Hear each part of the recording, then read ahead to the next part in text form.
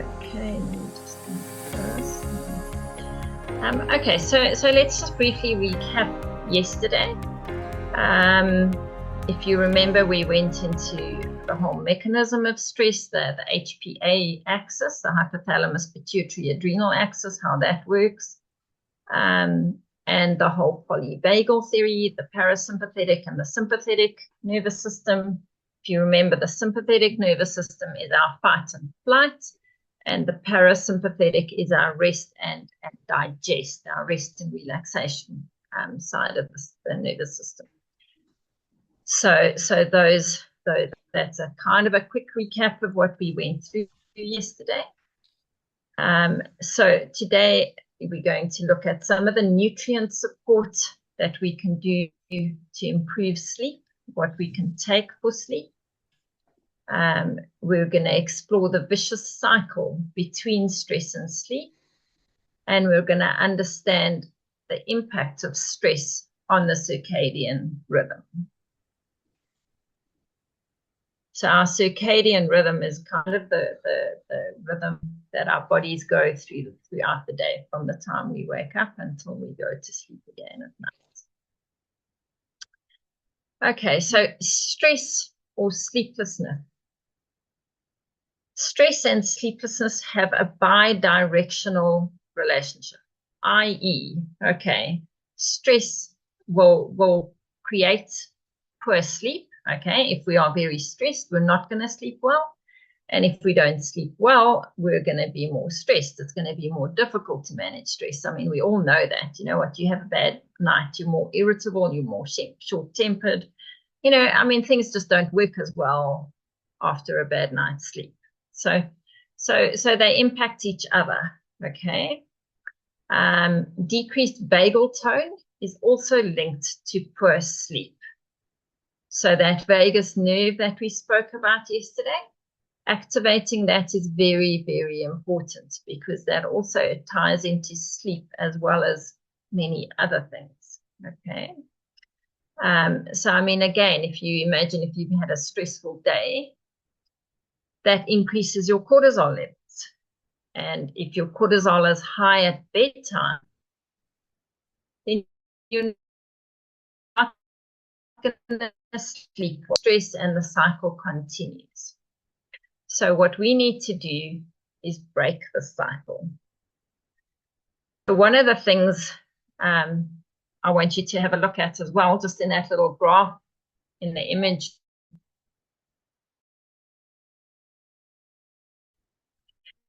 So that blue graph, kind of graph, okay, that's how it should look.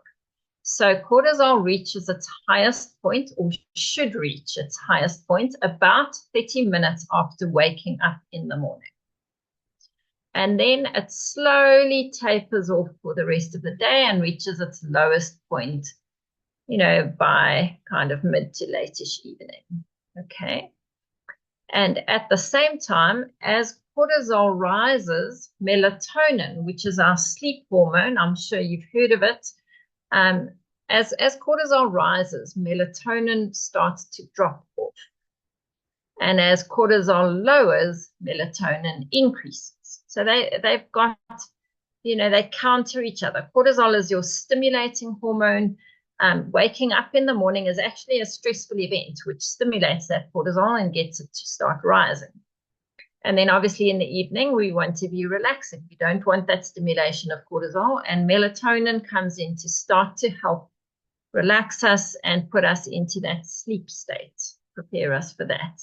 And melatonin will typically peak at about in the early morning hours, maybe 2, 3 o'clock, and then it slowly starts to drop off again until the cortisol picks up. So that's how those two work. Now what's happening often with people who are very stressed and who've been stressed for a very long time is that normal cortisol curve starts to look like the orange line instead of the blue line. Okay, so in the morning when you wake up, you are absolutely exhausted. You've got no energy and you literally don't know how you're going to get through the day. And then as the day progresses, it slowly starts to pick up. And there where it should be dropping off, it's reaching its highest point. And now you're at night when you should be preparing for sleep, and you've got all this cortisol pumping and you can't sleep. You're not tired and you can't sleep. So that becomes a very, very big problem. And that's one of the things that chronic stress and chronic high cortisol will do. Okay, that's where it starts to trend towards. And that is one of the things we can test with some of the testing we do. But yeah, that's just to give you an idea of what's actually going on there and where it can go to. So be aware of that, okay? If you're waking up and you're not feeling refreshed, you're feeling like you've slept for 8-9 hours and you're still tired and you've got no energy, you need to look at your cortisol, okay? You need to look at your sleep. You need to look at a whole lot of things. But saying that, there's a lot more. That's certainly not the only thing, okay? Your microbiome, there's a lot more to it than only that. Okay, so let's have a look at some of the different nutrients that we can use to support our bodies to manage stress, okay? Ashwagandha, that's a herb. It's an adaptogenic herb. And it's very, very good for helping your body to adapt to stressful situations and to manage stress and to maintain a level of calmness, okay?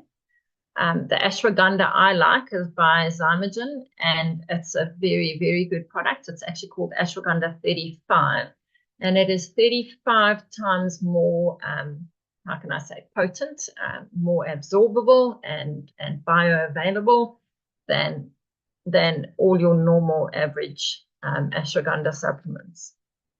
So they've really done an excellent job of that.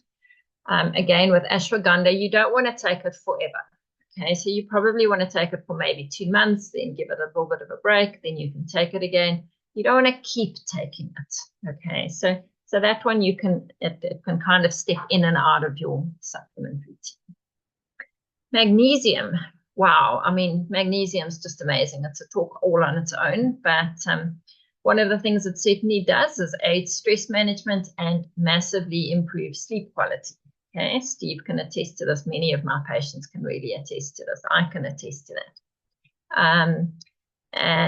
So that really is it's very involved in nerve and muscle function and relaxation.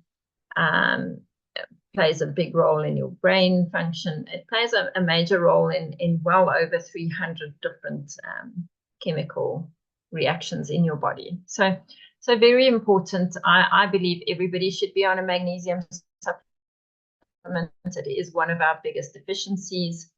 Anything from 70 to 80% of people are deficient in magnesium. So it's a very, very good thing to add in. And as I said, I really like the Optimag 125 that we use here by Zymogen. So I do order that, and you're welcome to get if you want.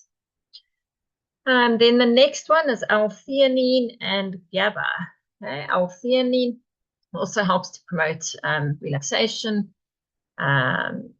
Yeah, that's a very good supplement as well. You can take that morning, evening. Very good to use as well. And then GABA, we did a very nice talk a couple of weeks ago on ADHD. And GABA was a big part of what featured in that. And GABA is really, it puts the brakes on. It's kind of your brake hormone. And so it just helps, if you think about somebody with ADHD, they're very hyper. They've got that attention deficit disorder and hyperactivity, and the GABA helps to calm. Okay, so it puts the brakes down. It takes it off the accelerator, and it just slows everything a little bit, helps to calm things down. Okay, again with GABA, it's not something you want to take all the time ongoingly. It can start to inhibit your body's own production of GABA, because we do produce GABA ourselves. So you want to take it, there's a schedule. So if you are looking to take it, I mean, get into touch with me, but I, take it for a couple of days on and then give it a break for a day or two and so on. So I've got a bit of a protocol that I work with in terms of GABA. A nice product if you're looking for something with GABA that we have from Zymogen is called Relax Max. And that's not only got GABA in, it's got a whole lot of other nutrients in it as well.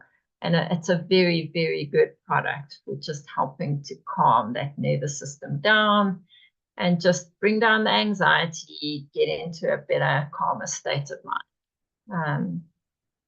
So yeah, these nutrients support your body's calm down chemistry.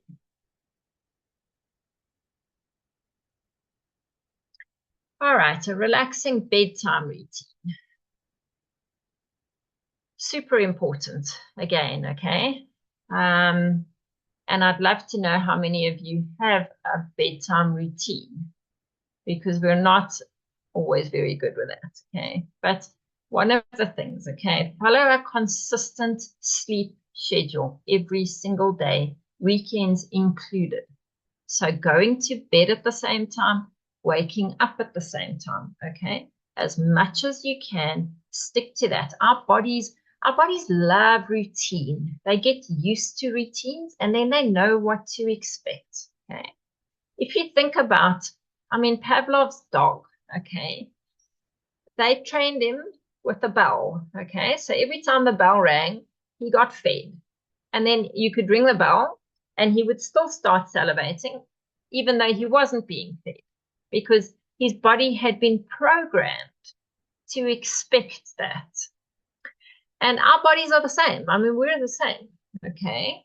We can program our bodies to expect certain things by creating certain patterns and routines in our lives. So creating that sleep routine, okay, going to bed at the same time, waking up at the same time. What do you do before going to bed? Okay, turning off all screens at least an hour before bed. Okay, it really is important. It's something I used to be terrible. I'd lie in bed and I'd scroll through social media, and you're on Facebook or Instagram or wherever you are, okay? And it's amazing. Like half an hour to an hour can go by, and there you go, and you've lost sleep, and you're still on your phone, and it's just not great. I now have a habit where I don't charge my phone in the bedroom anymore. I charge it outside of the bedroom. So when I go to bed, my phone is not there with me. So I might read. I like to read for 10 or 15 minutes when I go to bed, and then switch the light off and go to sleep.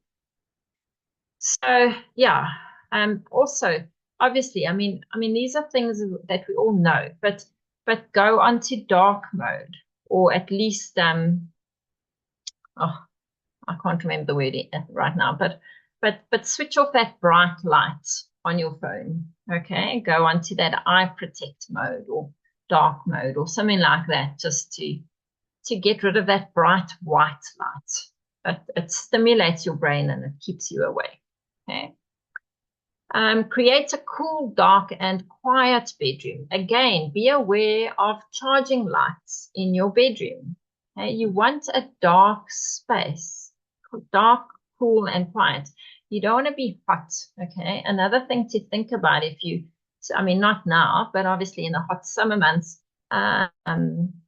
we all know when you're hot, you can't sleep and the mosquitoes are bothering you and all kinds of things. But you do get cooling blankets and cooling mattresses. So those kind of things can help, and they can really be a game changer for people in terms of their sleep. And then the last one is a brain dump. Okay. And I really like that, because I think this keeps a lot of us awake at night as well. Write down your thoughts to clear your mind. One of the things that we struggle with is racing thoughts. We are so busy in our heads that we can't go to sleep, or we wake up during the night and our mind switches on, our brain starts going, and we're thinking about everything we have to do and what, etc., etc., etc. And then you're awake, and now you lie in bed awake for an hour or two. So writing things down, having a pen and paper or a notebook next to your bed, okay, not your phone, preferably, okay. And again, I mean, I believe in writing. Writing we have been doing for thousands of years. Technology we've only been using for the last decade or two. So writing things down, take 5 minutes, get into bed, take your booklet, take 5 or 10 minutes, and just write down all those things that are in your head, okay? What you need to do, and maybe write down, like, while you're doing that, you can make it a really positive thing as well. I mean, what was a highlight of the day that you've just had? Okay, what was a good thing? What was a bad thing? What can you change? And then what do you have to do tomorrow? Okay, what do I have to remember? So that will help your mind a lot, just to calm down and relax, because then it doesn't have to do the remembering. It's all been written down, so you can dump it out of your brain. Okay, rest and digest activation. Okay, deep, slow breathing stimulates the vagus nerve. And again, breathing through your nose. If you think about it, when we're running, when we're scared or anxious, you breathe through your mouth automatically. Okay, your heart rate increases, which will automatically increase your breathing rate because you need more oxygen to the body and to the heart. So then you breathe faster, and therefore you breathe through your mouth. Okay, if you're running, you don't breathe through your nose, you're breathing through your mouth. Okay, but when you're relaxed and you're in a good calm space, or you're going to sleep, you breathe through your nose. Okay, so the nose breathing helps your body to know that it's safe, okay, that it can relax, that it can calm down. So deep, slow breathing, very important, and it stimulates the vagus nerve. Meditation improves physical and mental health. Okay, and again, meditation doesn't, like I think so many of us, myself included, has always wondered, like meditation's this way out there thing that I don't really know what to do, and whatever. Meditation can honestly be just simple mindfulness. Take a cup of coffee, and for that 5 or 10 minutes when you're drinking your cup of coffee, just use all your senses, engage your senses. Okay, feel it like it's nice and warm, especially now when it's so cold, it warms your hands up. Okay, what does it taste like? What are the textures? What does it make you feel inside? And just be present. It's really being present in the moment. The same goes for eating a meal. Be present. We are so busy eating, and we're on our phone or on our computer, or like all over the show, except focusing on what we're actually doing right now. So when you eat, like, look at the colors, look at your food, appreciate your food, be grateful, give thanks for your food.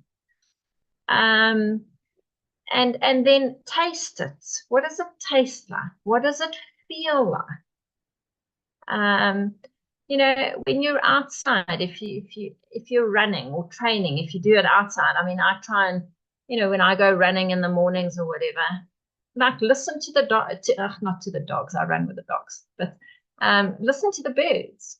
Okay, if you sit outside, maybe if you're working at home, or if you can work out, in your office, just have your cup of coffee outside, and then engage your hearing. Okay, listen to the sounds around. What are you hearing? And hopefully it's nice sounds and not like stressful sounds, but yes. So that's, there's many ways to engage meditation in relaxation. There's lots of apps.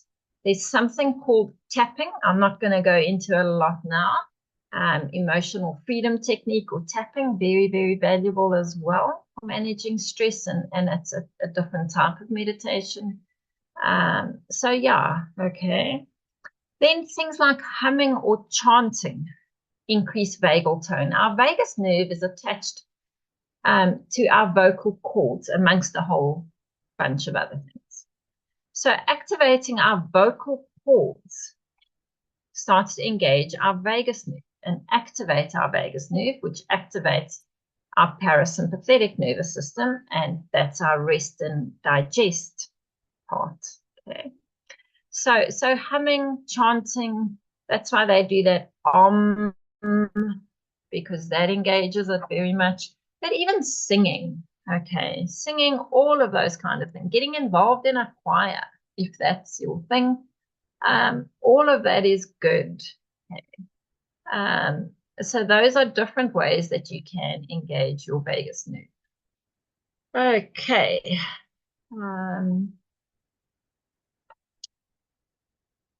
All right, so let's talk about sleep. And there's not a lot of us here, but I'd love you to, if you are willing to, like, put into the chat what your biggest sleep challenges are. Okay. Are you struggling to fall asleep? Are you waking up? Do you have racing thoughts? So like, do you struggle with sleep? Okay. And what is the biggest challenge that you're dealing with then? Which part of your bedtime routine needs attention? Do you have a bedtime routine? Okay, let's start there. And then if so, where could you add to it? There's so many things that we can do to prepare to go to bed. Listening to sleep music for the last half hour or hour. There's some specific exercise routines that help. There's many different things, but maybe put in there, what needs attention. If you want to put in there what you're doing right as well, great. I mean, it's always cool. And then how many hours of sleep are you actually getting? Okay. And this is a trick question almost, okay? People often think, but I'm going to bed at 10 o'clock. I'm sleeping until 6.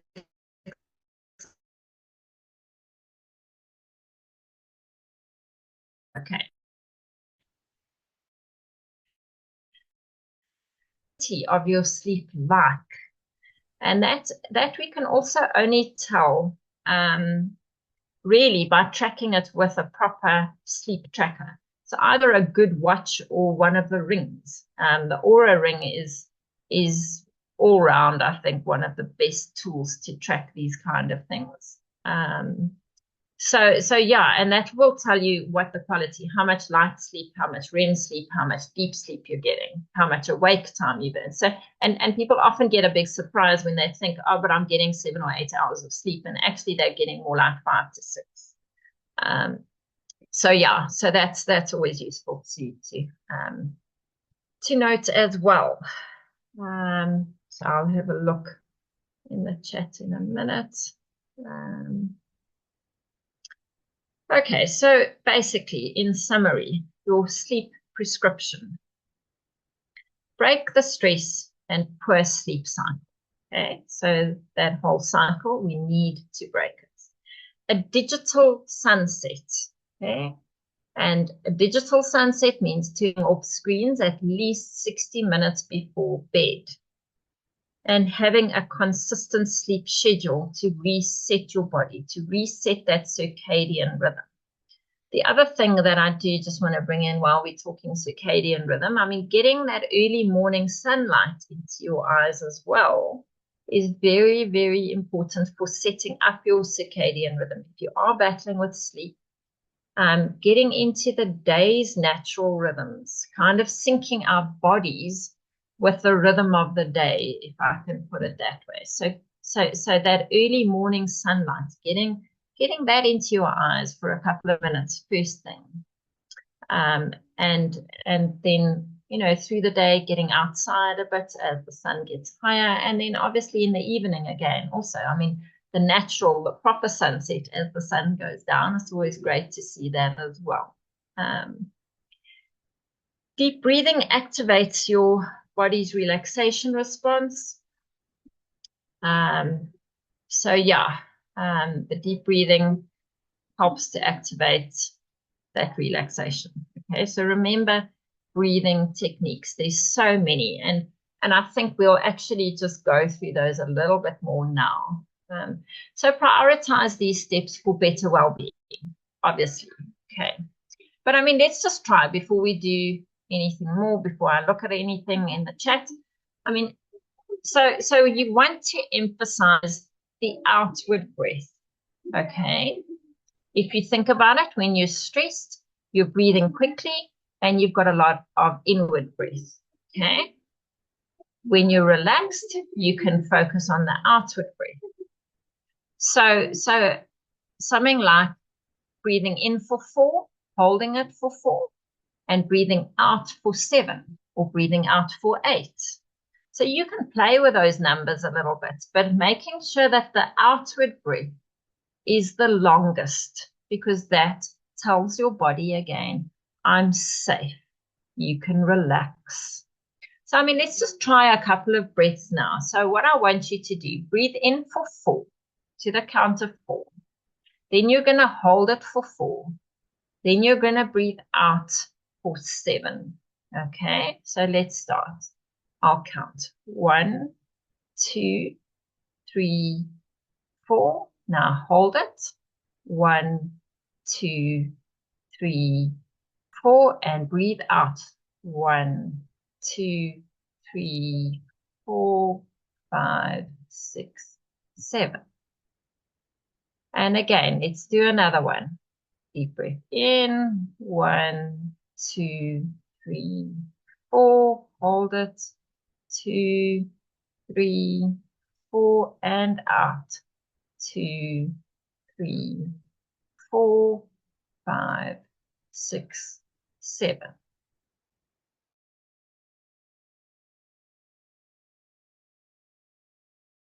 Okay.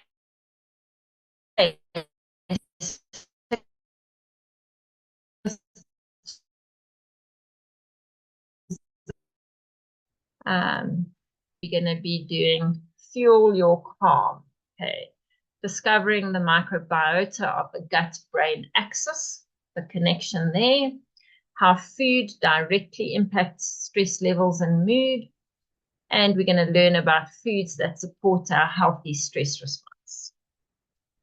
So yes, that's kind of it for today. Let me stop sharing.